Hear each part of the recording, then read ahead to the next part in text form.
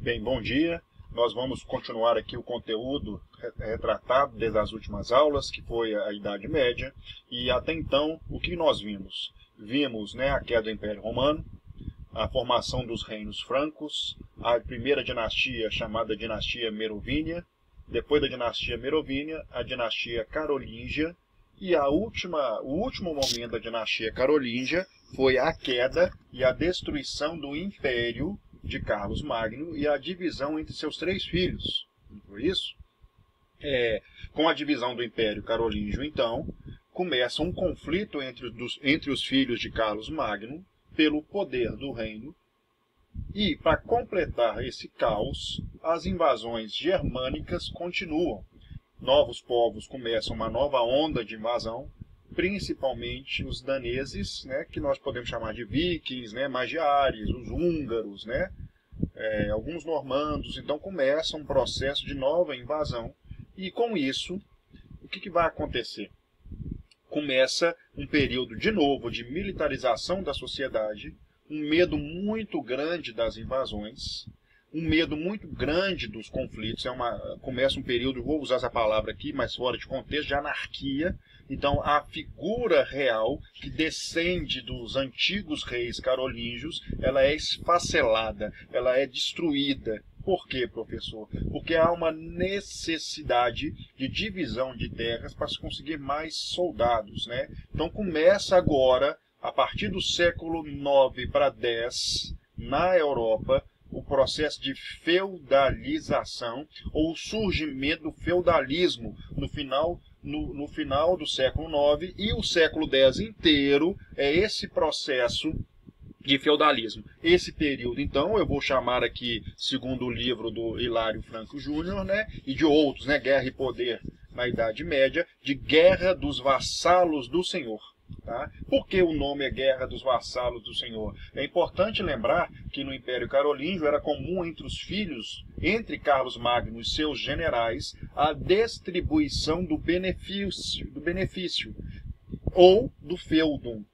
Então, é muito comum o soldado receber um pedaço de terra e ele prestar um serviço ao Senhor. Aqui, neste momento, há um processo de ênfase nisso. Então, há uma falência da centralização do poder, principalmente do período carolíngio. Então, essa estrutura, chamada feudalismo, de desmembramento do reino, acontece plenamente no século X, de 901 até o ano 1000, como foi falado.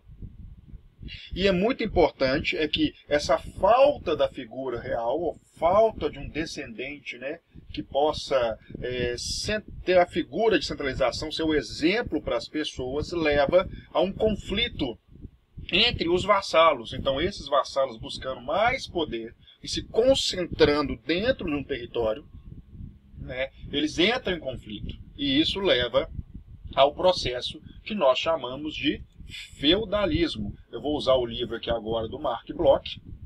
Tá? Esse livro é muito importante, cai muito no Enem, já caiu, os textos dele são muito usados, então vai ser baseado muito no livro do Mark Bloch, um historiador inglês.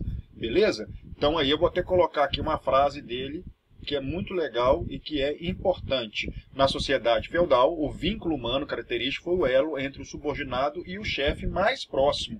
Aqui não o rei, mas um dono de uma terra. De escalão em escalão, os nós assim formados unia, tal como se tratasse de cadeias infinitamente ramificadas, os mais pequenos aos maiores. Então há um desmembramento do poder e vou mostrar isso para vocês a partir da aula de hoje. Então, como que ocorre isso? Aqui está um mapa da Europa, tá? Isso aqui é muito importante vocês entenderem. Aqui, como nós estamos no ensino médio, aqui a reflexão vai ser maior. Aqui está um mundo feudal, beleza? Quando eu pego o mundo feudal, perceba que há uma área toda quadriculada aqui. Então, quando nós estudamos feudalismo na escola, nós estudamos apenas isso. Apenas França. Nós não estudamos outros exemplos. Aqui é importante entender que o mundo feudal está restrito a essas áreas aqui, surgindo no século X. Ponto. Ah, professor, mas tem um título aqui, feudalismo de importação. Sim, essa ideia de feudalismo de importação é uma ideia do Mark Bloch, nesse livro O Mundo Feudal, falando que essas áreas que estão de cinza, o feudalismo vai surgir no século XI, tá? E é diferente, as suas particularidades. Então, o feudalismo inglês, por exemplo, ele não é igual ao feudalismo francês, apesar de mostrar características políticas, de divisão do poder entre vassalos.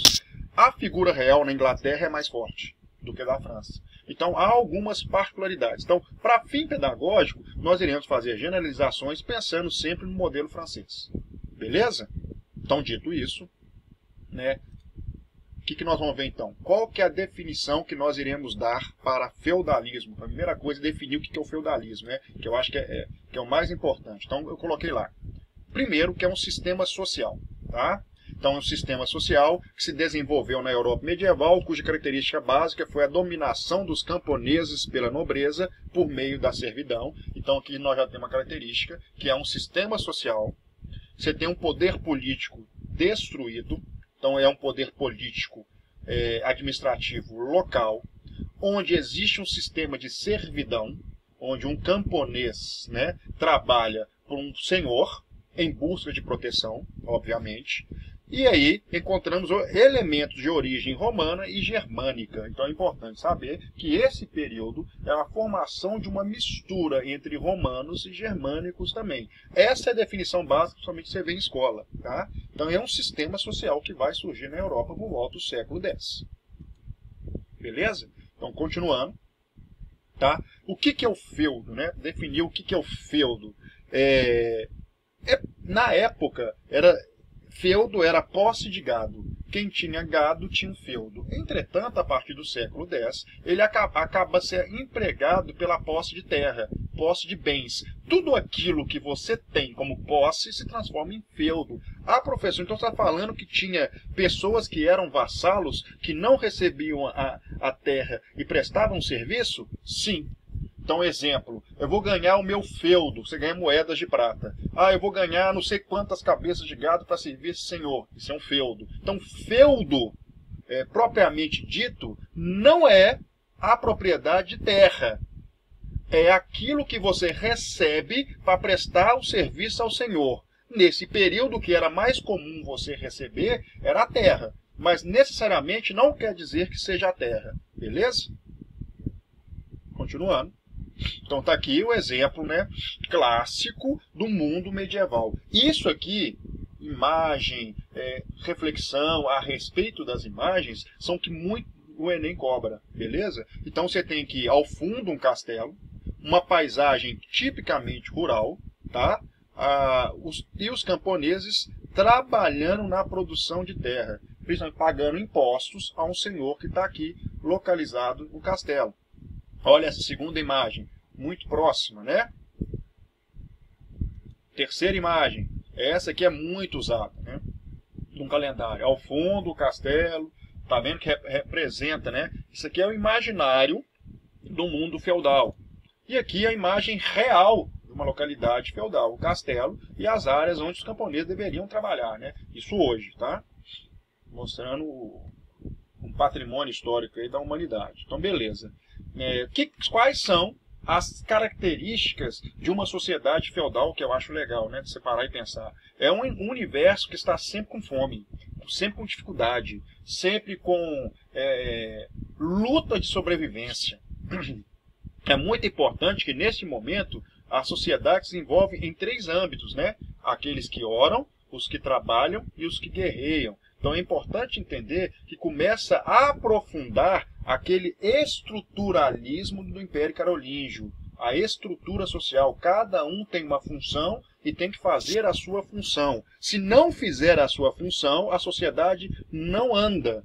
Apesar de ser uma sociedade hierarquizada, há uma codependência entre todos os elementos da sociedade. Tá?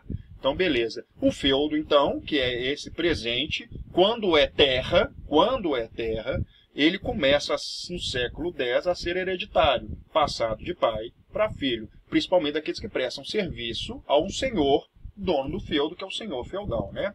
Como é que está a estrutura econômica, então, do feudalismo? Essencialmente agrária. Cuidado agora que muitos livros falam que era autossuficiente. A estrutura do feudo não era autossuficiente. Ela tendia à autossuficiência, mas ainda existia um comércio escasso, moedas muito escassas, eram moedas para cada reino. Então depende também do material usado para as moedas. Isso variava de região para região. Tá? A riqueza, então, era a terra, e tudo ligado à terra era riqueza. Então, exemplo, excremento pessoal e excremento de pombo, excremento de gado, é uma coisa que valia muito nessa sociedade, porque aumentava a produção da terra. Tá? Lembrando que a terra, neste momento, ela era pouco produtiva, então o homem começa a repensar como produzir mais.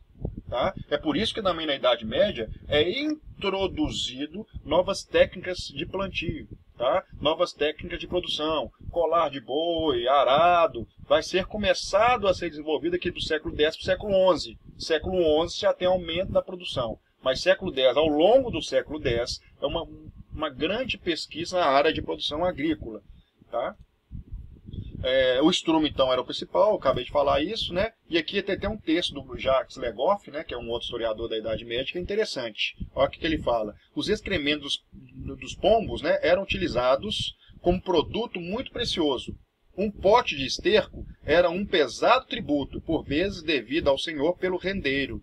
Inversamente, agentes senhoriais privilegiados, como os prembedeiros que queriam certo domínio, recebiam como salário para a sua terra um pouco de bosta. Então imagina, você está trabalhando e recebe excremento como pagamento. Excremento era uma coisa assim, você vai casar, você recebe um saco de cocô, né? Então, por quê? Porque era muito importante no período para a produção. E aí o que eu te falei, né? Aquele nova introdução dos sistemas de rodízio. Então o que você tem aqui? Antes o sistema era bienal. Então tá aqui, ó, duas áreas, aqui e aqui. Agora não, eles introduzem uma nova forma a partir do final do século X para o século XI. O trienal, tá? Que vai aumentar a produção e ajuda muito o desenvolvimento da Idade Média. E a partir, então, da próxima aula, vou começar a falar um pouquinho sobre a servidão. Tá? Vou parar a aula aqui. Então nós já vimos as questões políticas e a formação do feudo e a questão. Nas próximas aulas nós vamos rever isso, com uma introdução ao feudalismo, e na próxima aula eu já começo em servidão, tá? A parte 2. Obrigado.